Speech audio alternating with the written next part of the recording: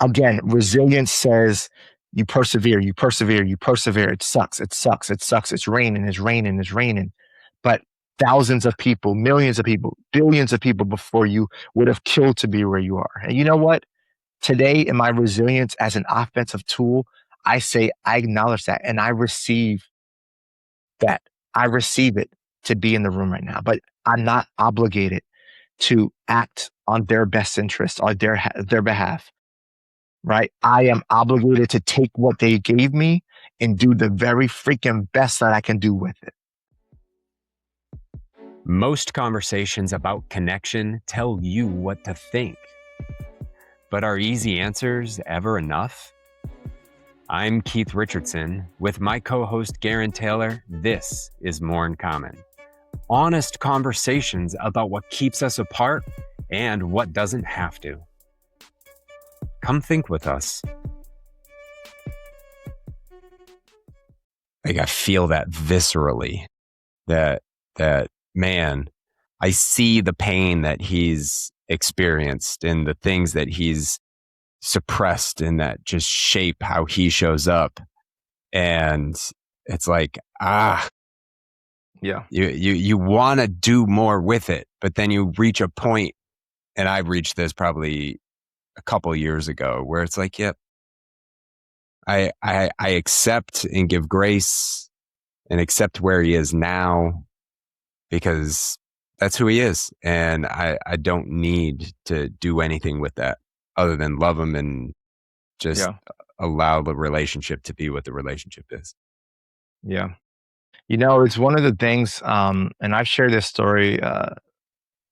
Before you get into a story, yeah, we're back. Yeah. Yes. Episode 2. I was gonna say we should intro at some point, guys. You know, yeah.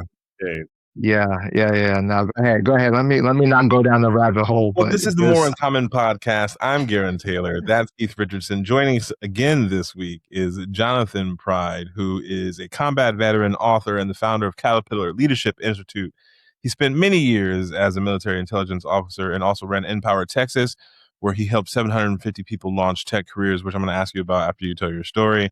And then we're going to, do more. You're also doing your own thing now, which we'll explain as we move into this one. But go ahead, tell your story, John. No. Let's get in, because I can loop the story. I'll just say, Keith, to really reflect on what you said, about just like when do we truly understand things, and even if you don't, you kind of accept and understand that you just maybe will never understand it, right? It's kind of a weird play on words, but it was my dad's funeral. He died in 21, and when people were eulogizing him, there were so many people who just told different stories. And I think that was the beginning of the new me in that sense. Because as I heard people eulogize him and tell these stories, I was like, I never experienced that side of him. But it speaks to what everything, Gerren, you're going to talk about, and with the questions that you ask, you and Keith do. But there's a whole nother side. There's a public image and a private image, and then a kind of the real image. That's like the real image is what I think matters when how we describe ourselves, Like, what is the real story? Not the public one, not the private one you tell yourself in these back rooms. Like, what is the real story? Oh, that's actually where I wanted to start. And, not too much inside baseball, but on the pre-call, you mentioned that there's certain areas that we're going to stay away from. And I'm not asking you to explain any of that right now, but I do want to know, because you're a very intelligent, thoughtful person, what does it feel like to kind of carry the weight of that balance? Like, what does it cost to you to not necessarily be able to full-throatedly say some of the things that you might want to say?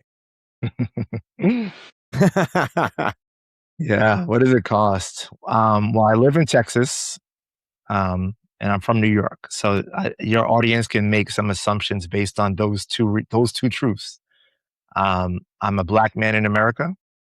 I'm used to being the only Black man in a room, especially when I was in the military, in military intelligence. Especially, I was often the youngest. I was the only Black, the only one from the inner city.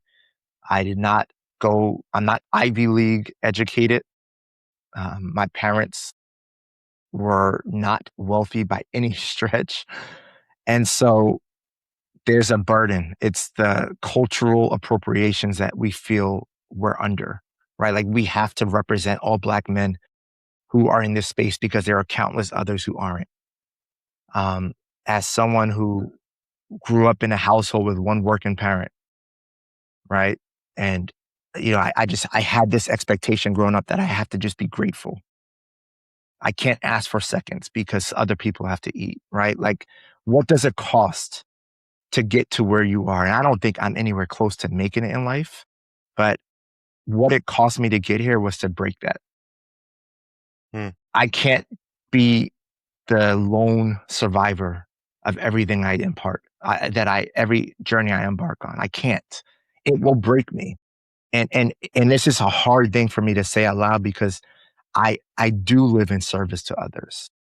But if I try to be the redeemer of all of the wrongs that were committed to people who look like me or me, then I will fail and I will be a train wreck on a train wreck, right? I am rooted in my faith and I believe Christ is my redeemer and he can also redeem others. And we could talk about that also, one of those things. But I have had to learn to let go of those things that were placed on my back by other people and other entities and other institutions. And it's hard because my heart literally breaks every time I see someone hurting. And maybe I can help them, but if I can't, I have to be okay with not helping, but just not hurting more. You see what I'm saying? Like that's what it costs. And that's the burden of real leadership, I think, Gerren. Is that something you feel like you've learned to deal with? Absolutely. The not being able to? Like, when's the last time you let yourself be the person who didn't have the answers? I mean, shoot. And I won't get too much into this, but my day job, right, they went through like many organizations have gone through financial hardships, and we've had to make really hard human decisions with headcount. And, a lot of people on my team look to me as kind of the rock, like, hey, shoot it to me straight, JP.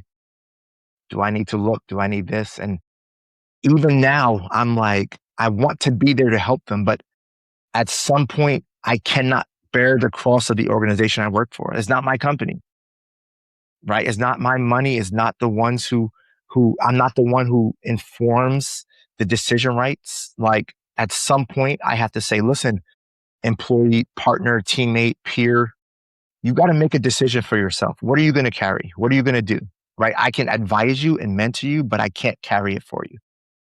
And I think that's happening right now as we speak, Gerren, right? Like I'm working on it, but I recognize that as I launch a brand and as I build something that I hope I can then pass to my kids and generations beyond them, you have to be a little bit selfish in your mental peace. You've got a guard who has space and access to you, right? I used to say, call me 24/7. Now I'm saying, call me between 9 and 5, because 5 to 10 is my family. 10 to 1 a.m. is me and my space, my own leadership lab, trying to build and conjure up new stuff. But I don't give unlimited access anymore. And that's what it costs, because people feel like you are hurting somebody if you're not 24/7 to them. Yeah. And it's hard as a leader because you want to do everything for people when you really care about them. But sometimes the best thing you do for people is put up a wall and say, listen, for my peace and my space, I can't take this with you. So, dude, like if you could boil down the synopsis of More in Common, hard questions, no easy answers, into a singular thing that a lot of people can feel, it's that idea that on one side, it's like, just don't give your time, own your own time, do all of that. And then on the other side, it's be empathetic and give to others. But the real cost is that tension. It is, we talk a lot about compassion and what it really is. And it's that idea that we can understand other people's suffering in some way, but we can't always fix it. Or the tool that we have is actually me separating myself from you so that I can point you in a direction without owning the resolution, without fixing it, establishing the boundaries. We have so many different ecosystems that we're a part of. We don't just live with 100 people and just have to deal with that every day, because, that, relatively speaking, would be much easier than living with, 200 people at an organization, 5 people at home, this social group and that social group. And it is a cost. It's a cost when you say, I want to help people, and then you don't have cash to give to the homeless person that you're walking by, just to give a coin.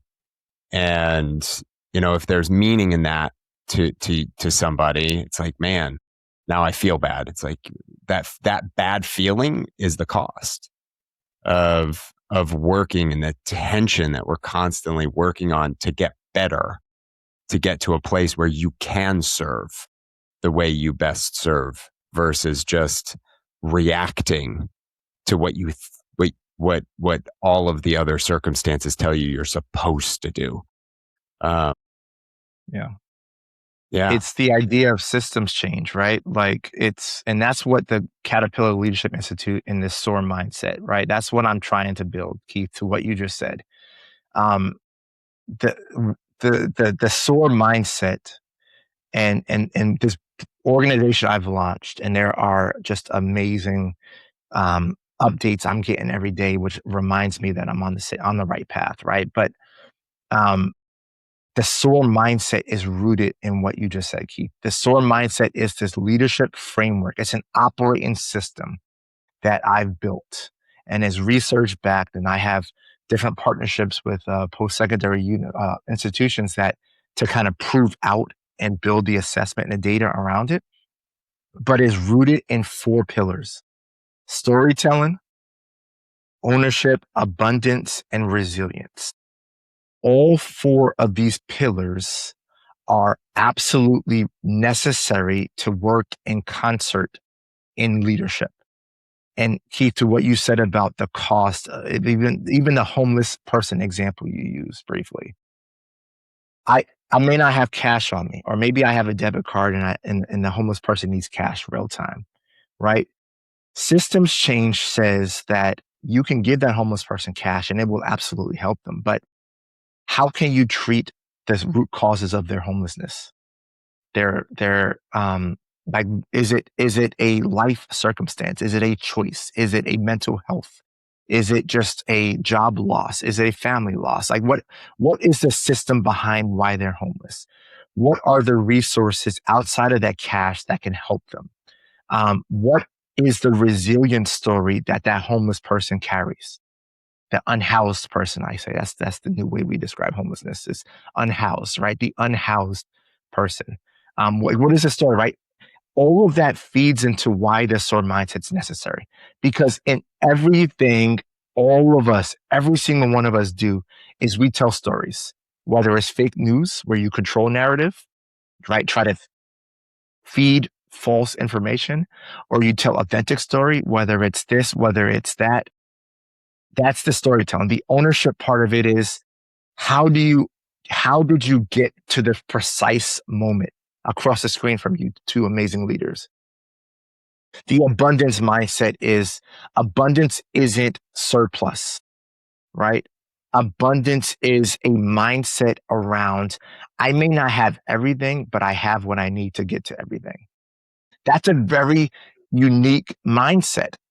That homeless person, you can't look at a homeless person and say, hey, they're living in abundance, because they're homeless, they're unhoused. But if you were to ask them, hey, explain your situation, and they say, thank God I'm living today, that's an abundance mindset. They don't have money, they don't have a house, they live on the street. But this idea that we put these labels on what abundance should be, and to that homeless person, maybe it's, thank God I got another day. Today was the day it changes for me. And then the resilience is an active tool. So many people think in resilience, you have to just bear down and endure the storm. When in fact, resilience is the foundation for SOAR, because it's this idea that I took these detours to get here. But from here, I can intentionally own where I go. That's resilience. And when we put it together and we talk to systems change, like you talked about with one example of an unhoused person, right? We as leaders can't always win everything, but we can absolutely put ourselves in the best position to have maximum impact. And in that maximum impact, we can not just ripple across the communities we're in, but the communities go into cities, they go into states, they go into counties, they go into countries, they go into humanity, species, right? Like we can ripple across the entire system when we intentionally own the storytelling, the ownership, the abundance, and the resilient mindset that we have. So which of those four is the hardest for you personally to execute on? Yeah. I know it's not storytelling. That's a good question. That's a good question. Yeah, the hardest for me. I wish I had thought of it. I'm mad. I didn't. The hardest for me is resilience because of the cultural appropriations placed on me, Gerren. That you asked earlier, last episode. I feel like every room I walk into, still today, I'm the only Black person there, and that I need to hold it down for every Black person who waited to get in line to get into the room I walk into. And one of the calling cards on my resume, and I seldom reference my resume because I believe in labelless leadership. I know that's a thread with more in common. But labelless leadership, one of the threads is I'm an Obama leader. I had this honor of joining the Obama Fellowship Leaders USA program 2024, 2025. And one of the things that I've just appreciated through this fellowship, year-long fellowship, is there's 100 leaders across the US and 200 across the globe, and all 200 of us say the same thing. We are here to represent this army of Avengers behind us, right? And it was in this fellowship where, for the first time in my leadership journey, I've heard, "Hey, man, take a knee, sit down, don't say anything. You don't have to respond. You don't have to be the smartest one in the room. You don't have to be the one who speaks and gives the polished political statement. Just exist in space with people who are like-minded and immerse yourself through osmosis in the wisdom they are sharing, and don't have a reaction. Just take it and leave. It is free." And it was the first time in my leadership journey where I was like, wow. And actually, Gerren, that moment when I had that experience is when the Caterpillar leadership was born. It was in that space. It was an immediate byproduct because, again, resilience says you persevere, you persevere, you persevere. It sucks, it sucks, it sucks. It's raining, it's raining, it's raining. But thousands of people, millions of people, billions of people before you would have killed to be where you are. And you know what? Today, in my resilience as an offensive tool, I say I acknowledge that and I receive that. I receive it to be in the room right now, but I'm not obligated to act on their best interest or their behalf, right? I am obligated to take what they gave me and do the very freaking best that I can do with it. That's what I'm going to do. So you exercise the resilience well. You seem to have a lot of your own tools and tactics for you, but we also talked a little bit about that emotional tax, the emotional cost of being Black man in leadership, being the only Black guy in the room. Definitely have had that experience myself. Yeah, Totally understand how that feels. Yeah, me too. Who holds space for Jonathan? Who checks in on Jonathan though? Who's your vault? Yeah. As we mentioned in the other episode. So my wife is first. She has the honor of hearing me complain about all the things I won't say out loud. But besides the close-knit family, my wife and kids, I've got a very loving relationship with my family. And I am rooted in faith again. So I practice prayer and I meditate on the scripture, and I do that for my spiritual wellness. But Gerren, to your question, I've kind of formed a micro community of leaders that are my safe space, right? Outside of my family and my first line is necessary for me. Like, hey, actually, I did it going into this podcast. I'm like, hey, I'm going into a space with guys who I'm intimidated by because you guys are doing the amazing work, right? And you're doing what I want to do at some point. And I'm like, how can I stay true to myself while not kind of being weird on a podcast where you're supposed to talk freely, right? And the folks were like, hey man, say this, don't say that, like be yourself, talk this, talk authentically. But they validate you, they reaffirm you, they're the ones who check you when you're off base, right? They're the ones who call you out when you're late, right? Like they're the ones who you can curse out in private spaces and they don't take it personal. They're like, hey, he's just going through it. So every leader, listen, every one of your audience members, everyone who hears this, if you don't have that, you are going to burn out before you rust out, right? And there's this adage of, is it better to rust out or burn out? I think you're out regardless. You're out, right? So find a community that can replenish you while these other communities deplete you. That I think is what I have, and that's, Gerren, to answer your question, that's why resilience is what I'm constantly working on. I'm working on all of them, but resilience is the thing I'm really intentional with because I have a day job, I have a passion play I'm launching. I have a family, I have kids, I've got activities, I have life, I have commitments. And at some point, if I'm going to do this thing and launch the Caterpillar leadership to a global scale, I need to make time for me. And it's in those spaces where that time is made. Man, you said there's so much, and I'm just seeing all these connective dots in my head that I'm afraid to start talking about because I'll just ramble on forever. But I don't want to do that to Gerren and to the audience. But like this idea of systems change and resilience, that resilience almost gets, based on everything that you said, the tension behind it comes from the expectations. And you lay this out about having to live for all the people who don't. All of these boundaries that have been put in. And then if you were to think about the person ahead of you who kind of paved the way, and you saw them saying, I'm living for you, it would be like, oh, don't do that. Like you did what you needed to do to help me where I am. So stop carrying that burden because your burden is over, right? Like own it. But then you put that pressure on yourself. And then you think about the cost relative to being the prime example. Look at this guy and all of the people around that then say, do it like him. When everything that you've said, it's like we all have our own cocoon. There are different things that inform us going into it. There are different things that inform how we come out of it. You, Jonathan, will be a piece of somebody else's influence in that journey, but you're not the only influence in that journey.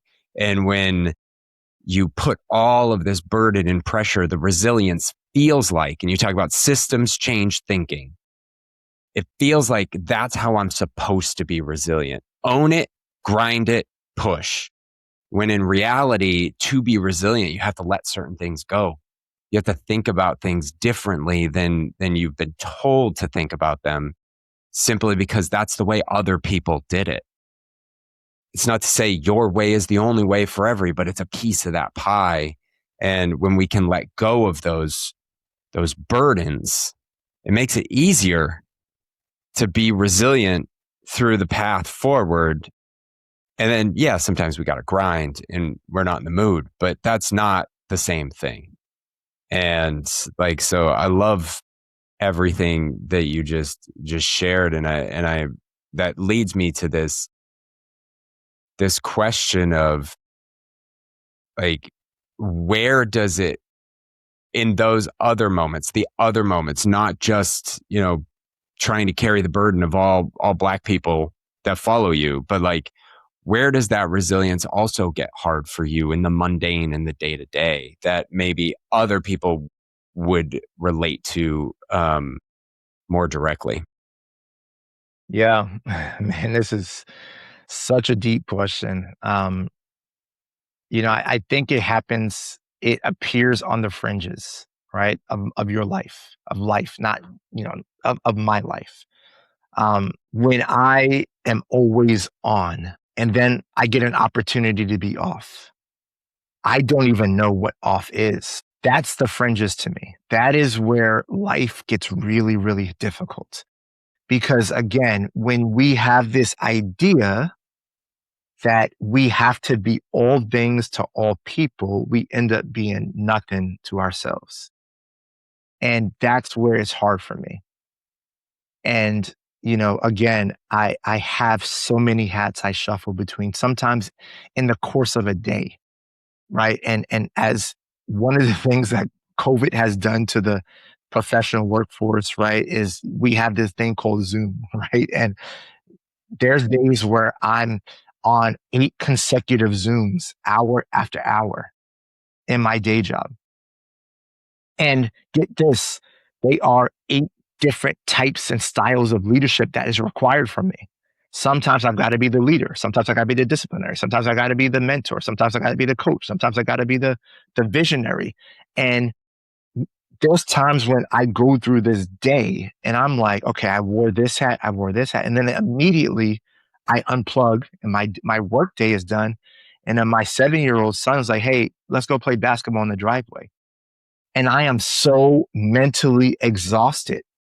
But my son doesn't care that I was on 8 Zoom meetings. He cares that when he says, hey, dad, let's go shoot some basketball, right? That I am not just there shooting basketball with him, but I am Kobe Bryant, Michael Jordan. I'm doing these moves. I'm teaching. So like, if I'm not careful, and I say but I think I speak for a lot of us.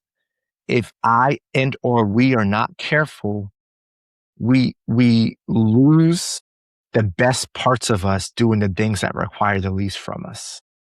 And that's where I get hurt, right? And that's where I struggle, and I am so intentional with making sure I can give my wife a movie if she wants to watch a movie. Even if she picks it's a movie I don't want to watch, I watch it. That's why I try to always make myself available for my kids. And it's hard.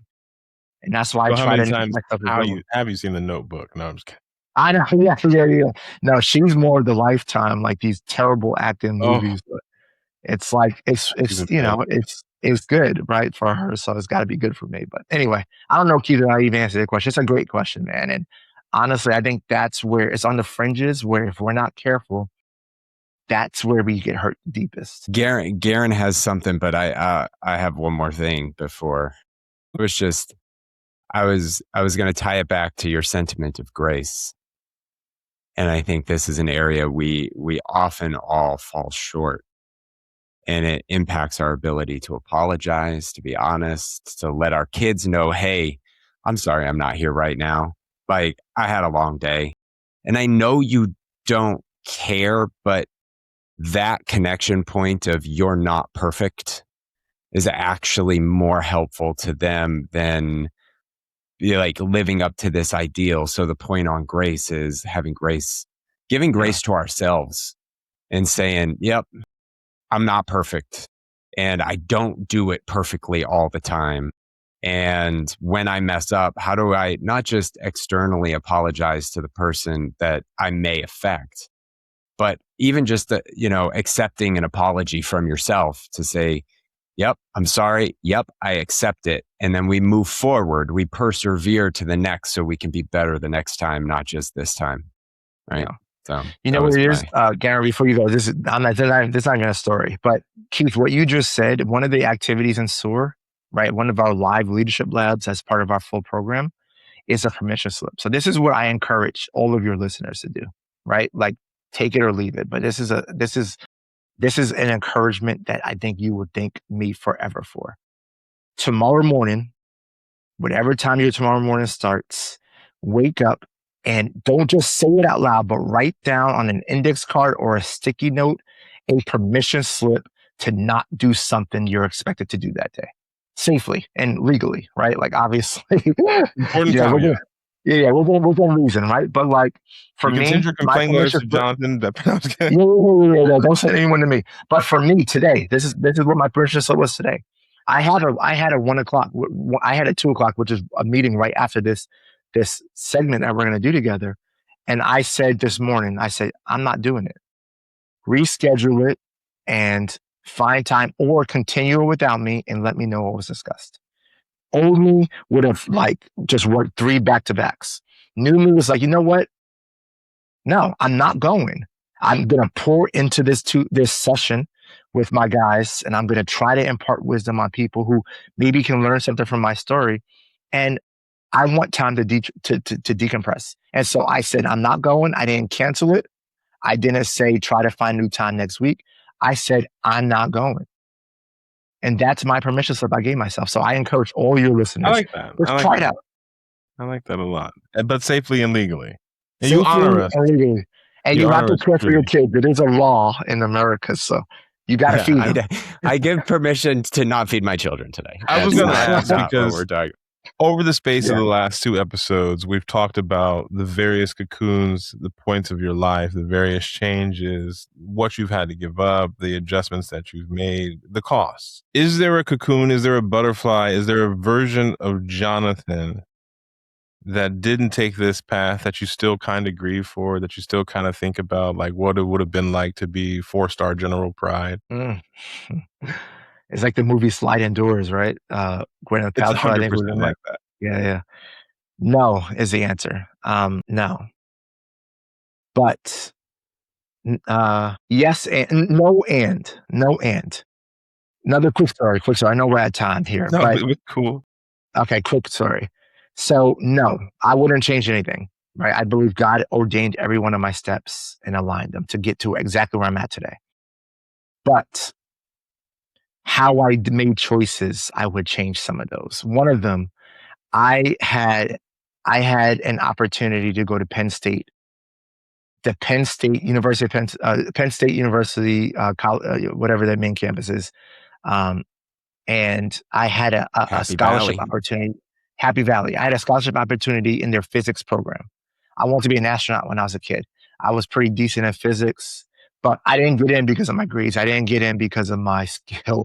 I got in because I had a Black guidance counselor who was on the board at Penn State. And when she was asking me, she talked about resilience and cultural appropriation. She took me under her wing as a Black man, Black kid, right? I want to get into science and STEM. So she says, hey, I'm going to pull a favor for you. And I'm going to get you into Penn State. She knew I wanted to go to this school in Vermont, Norwich University, small, predominantly white liberal arts school. It was way more expensive than Penn State. So she said, you're making a mistake. I'm going to get you into Penn State and I'm going to pull my strings. You know, we only get 1 or 2 real favors in life, right? We all know this, right? We don't have unlimited favors. And she used one of those 2 favors on me.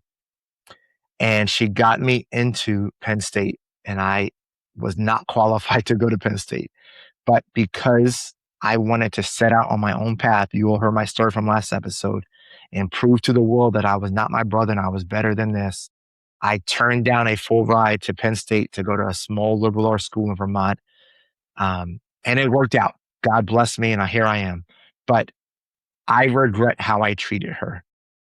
I regret not appreciating the favor she pulled for me. I regret not going to her and having the confidence to say, thank you for this opportunity, but before you pull this favor, this is why it's important for me to go this route. I didn't do any of that. I just said, do the favor. And then when I got into Norwich, I turned it down and didn't even have the balls to go to her and explain my reasoning. And so I don't have any regrets. There's no sliding doors for me. I'm exactly where I'm supposed to be, but there were some big bridges burned that I would absolutely do differently. Absolutely. Well, thank you for sharing that.